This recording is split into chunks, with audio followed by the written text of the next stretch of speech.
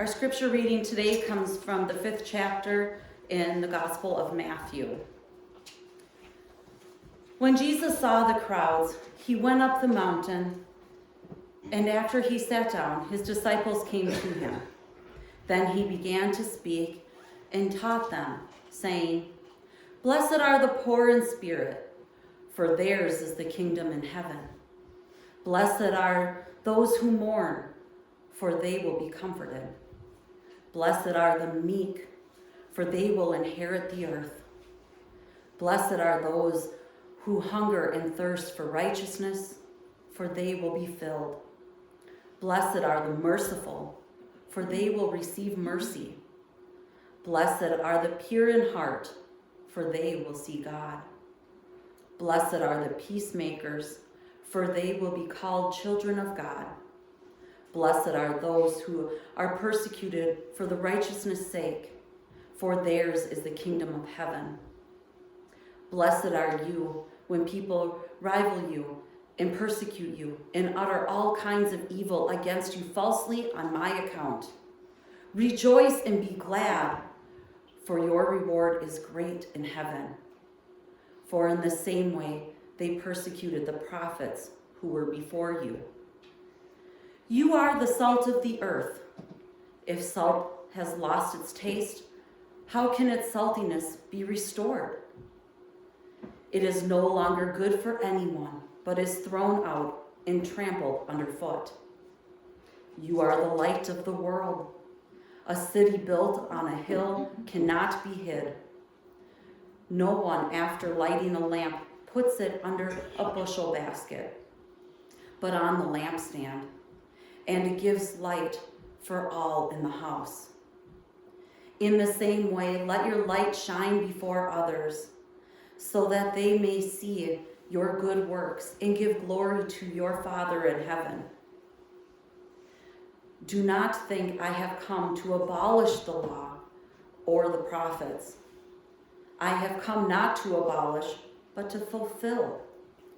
For truly I tell you, until heaven and earth pass away, not one letter, not one stroke of a letter will pass from the law until all is accomplished.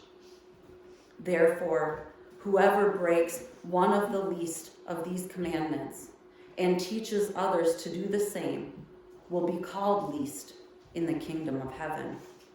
But whoever does them and teaches them will be called great in the kingdom of heaven. For I tell you, unless your righteousness exceeds that of the scribes and Pharisees, you will never enter the kingdom of heaven.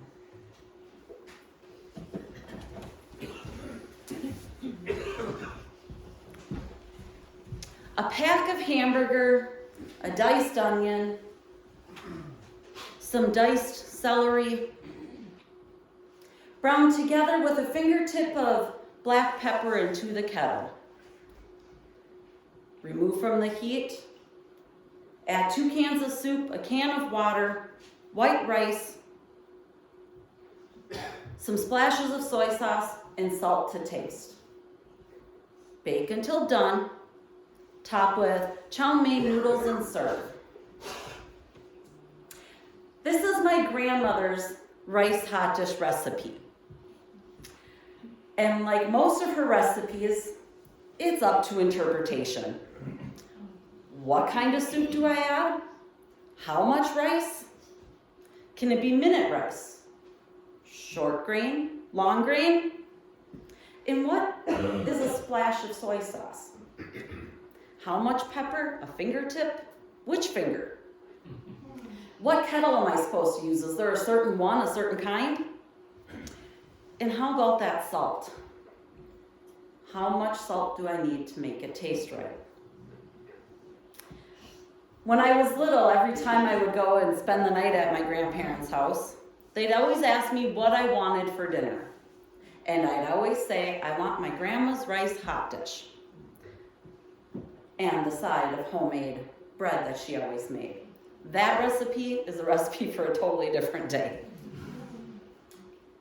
When my grandma got ill and cancer was starting to take the best of her, I knew the one thing that I would need to make sure her spirit stayed alive was her rice hot dish recipe. And the recipe I read just a moment ago is the recipe she gave me. My grandma passed away when I was 18. That's a lot of years since then. And I have yet to master her recipe. It tastes good.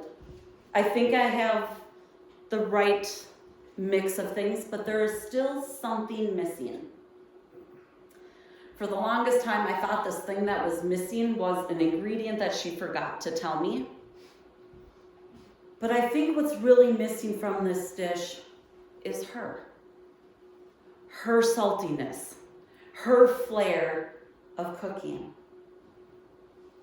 I'm not at her house anymore to eat this meal. She's not the one cooking it. I don't have the same kettle she had. So this recipe isn't missing anything other than her. Her saltiness. When it comes to cooking, salt plays one of the most important roles in our food. How much salt we add, when we add it, what it's also combined with. It can take a dish from the top to the bottom in a dash. When you're cooking pasta, you put a bunch of salt in as soon as you put the noodles in with the boiling water. That's the only way noodles actually get flavor. But if you put salt in as soon as you put your vegetables in and cook your vegetables, you end up with a dry pile of salty, what looks like they could be vegetables. It takes the moisture away. And like putting salt on our food at the dinner table, all you get is a masked taste. For soup, you put your salt in towards the end, but enough time so it can blend in with the rest of the flavors. Salt becomes a key ingredient in most of our cooking. We can tell people don't like our food when they start sprinkling the salt on around the table. But when things are a little too spicy or too sweet, if we add salt, it brings a balance. Balance is the key to salt. The right amount of time, the right amount, whatever it is, salt is going to be the balancing act of any dish. And of course, we use salt in many other areas of our life, don't we? It keeps our water soft. It helps keep our roads from being super icy in the winter and our sidewalks clear so we don't fall. It's used to help feed herd animals, to be their supplement when all they're eating is grass. We can even use salt mixed with either a potato or a lemon to take away hard grease. So salt can be used for cleaning. So when Jesus tells us today that we are the salt of the earth, there are many ways we can take our saltiness. We can use it to clear the salt or the ice off the roads. We can use it to clear the clutter out of our lives, the grime that comes with things, or we can use it to spice up our meals. As followers of Jesus, we are called to add salt, flavor to the world. We're called to preserve it from the corruption and the decay that comes along with it. We are called to add light to the darkness, to bring hope to the hopeless, and to bring healing to the broken. Today, Jesus starts off what in the Gospel of Matthew will be 3 chapters, and for us 3 weeks, of the Sermon of the Mount. And he starts this off with his disciples and the crowds of people listening in to tell them how and where true happiness can be found. True blessedness. And he says things like, in the time of mourning, God will wrap his arms around you with love. And in the humbleness, you'll see God's greatness. And in that hunger and in that thirst, that meal will wrap your soul. These are the times when Jesus says we will be closest to God. We will be closest to the meeting point of heaven and earth. And that is the moment where we can fully embrace being God's children. My most favorite part of the scripture today is when Jesus brings up the times of being mocked and persecuted for our faith. In those moments of being blessed to be mocked and to be persecuted. As Jesus says, rejoice and be glad, for your reward is great in heaven. And that's when he goes in and says, you are the salt of the earth. We are the salt of the earth.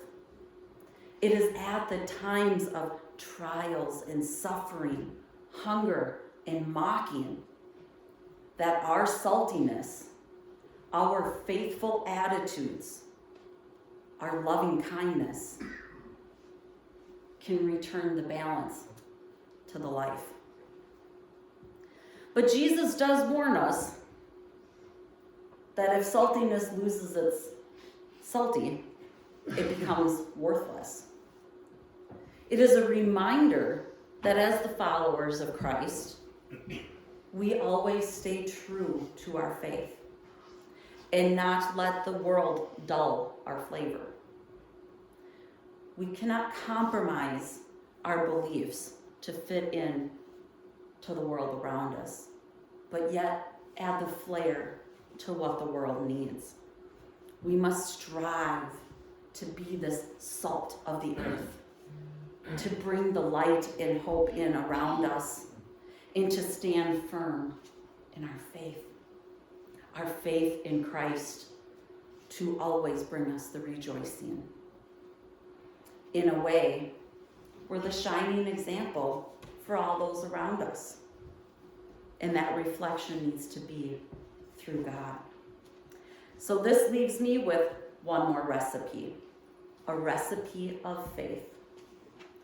God's word, prayer, trust, vision, hope, confidence, strength, love, forgiveness, mercy, and salt to taste. Much like my grandma's recipe, the amounts are anyone's guess. Every situation, every encounter, every possibility will change the amount that is needed to make the right recipe. And how much salt you need depends on what other ingredients are used. Too much salt will spoil the meal, and not enough will make it bland. Each of you has a different flavor of salt, a different spice that is much needed in this world. And our combinations together will create a perfectly balanced dish of life. Amen. Our hymn of the day today is one of a child's favorite, and I hope brings you right back to that place, This Little Light of Mine.